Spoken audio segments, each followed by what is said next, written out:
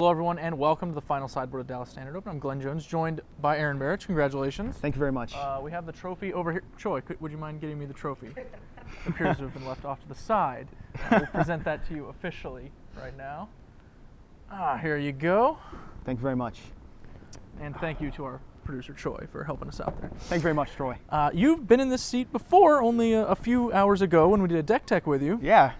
So you managed to survive the deck tech jinx. Congratulations. Not many can claim such a feat. It feels wonderful.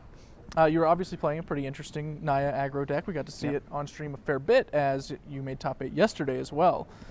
You only lost yesterday, correct? Yes. You were eliminated in top 8 by red-green aggro. Did you sustain any other losses on the weekend? I lost a match in the Swiss to the same red-green aggro player. I've been there. I lost the PTQ where I only lost 4 games once. So that's a bummer. That's a bummer. But obviously it all panned out. Today, you're getting the cup and playing a sweet deck to boot. You had to face down 3 unflinching courages in that first game, traded off all of your creatures on multiple occasions pretty much, and you still bounced back to win. And I think that really speaks to that resilience that we were talking about in your deck tech. Yeah, I was able to draw my Ardent of the Worms after I sacrificed all my guys. I was able to draw my big guys. And that's what I really like about the deck is once I can start hitting, once the game goes long, I can draw my 5/5s and I bricked all his creatures that way and got there. Yeah, very few of your creatures are just bad in the late game. Even, a Strangler-Geist is pretty reasonable. Experiment 1's the only one that comes to mind as like truly mediocre. Dryad Militant is a little close, but everything else is just huge. And for the most part undercosted, you have things like Loxodon Smiter that just come down. Advent the Worm, obviously very tricky to counter given its flash. So everything seemed to work out. After playing with the deck for 2 whole days, I imagine you've got a pretty good idea of the matchups you like and don't like. Yeah. You want to run that down for the viewers a little bit? What do you not want to face off against?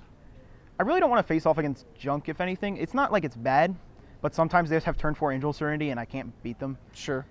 Besides that, the only other real matchups I'm scared of, Jund sometimes if they're able to turn 2 Farseek into Huntmaster Thragtusk, that's a little hard to come back from if they have a lot of removal to back it up. Red-green aggro is a bit of a coin flip. If, pre-board, post-board I feel like it's in my favor because I have a lot more board cards for that matchup than they do for me. Sure.